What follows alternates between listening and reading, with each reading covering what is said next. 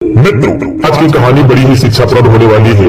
मेरा आपसे निवेदन है कि वीडियो के अंत तक साथ बने रहें। कहानी शुरू करने से पहले मैं आपसे निवेदन करना चाहता हूँ कि यदि आप मेरे चैनल पर नए हैं, पहली बार आए हैं, तो चैनल को सब्सक्राइब करने की कृपा जरूर करना। तो चलिए दोस्तों, कहानी शुरू करते हैं।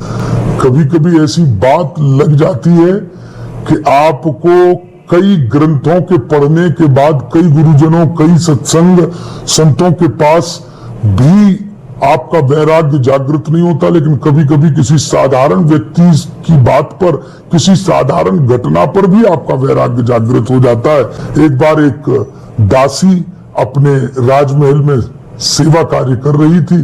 राजा के कमरे में जाकर के राजा के पर्यंक को जब उसने देखा तो उसे लगा कि यार ये तो बड़ा अच्छा मुलायम जैसा बिस्तर प्रतीत होता है, एक बार बैठूं क्या। वो दासी बैठ गई। बैठकर उसे अच्छा लगा। उसने कहा एक बार सो के तो देख लूं, कौन राजा साहब यहाँ है, कौन कोई देख रहा है। तो वो लेट गई। लेटते लेटे उसको इतना सुंदर उसमें अनुभव प्राप्त हुआ, आराम मिला, वो सो गई।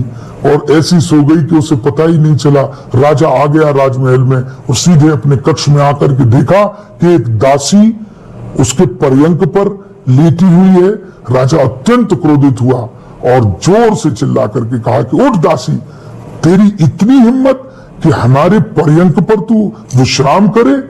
तो बेचारी दासी डर गई, लेकिन राजा ने कहा कि नहीं नहीं नहीं, इसको दंड मिलना चाहिए। वो तुरंत सेवक को बुलाया। सेवक को बुला करके कहा कि जाओ, इसको 100 कोड़ों की सजा दो, इसको 100 कोड़े मारे जाएं। इसको जो इसने जो अपराध किया है, ताकि इसे हमेशा याद रहे। बेचारी दासी गिड़गिड़ाई, लेकिन राजा के ऊपर उसका कोई प्रभाव नहीं पड़ा। सेवक ने कोड़े लगाना आरंभ कर दिया।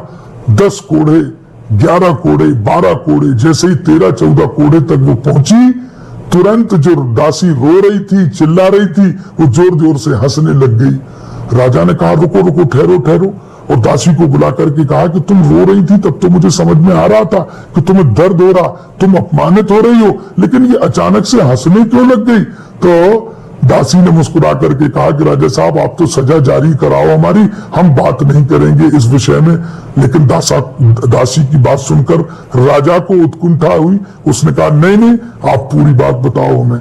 तो दासी ने तुरंत कहा कि राजन, मैं तो यही बात सोच करके हंस पड़ी कि जब मैं इतनी देर, इतनी घड़ी के लिए, चंद घड़ियों के लिए विश्राम करने का मुझे अवसर मिला, तब तो मुझे ये सजा मिल गई, और जो इस पर्यंक पर इतने वर्षों से आराम कर रहा है, उसकी सजा कितनी बड़ी होगी। और राजा ने जब ये बात सुनी तो जिस बात से मैंने आरंभ किया था, वो बात ऐसी हुई कि राजा के सीधे हृदय को ऐसी लग गई।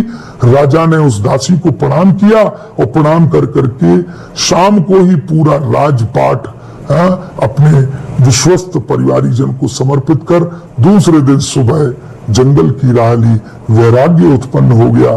तो कभी कभी साधारण लोगों की साधारण सी बात, साधारण से घटनाक्रम में ऐसी लगती है कि एक व्यक्ति के जीवन में अमूल चूल परिवर्तन ला सकती है।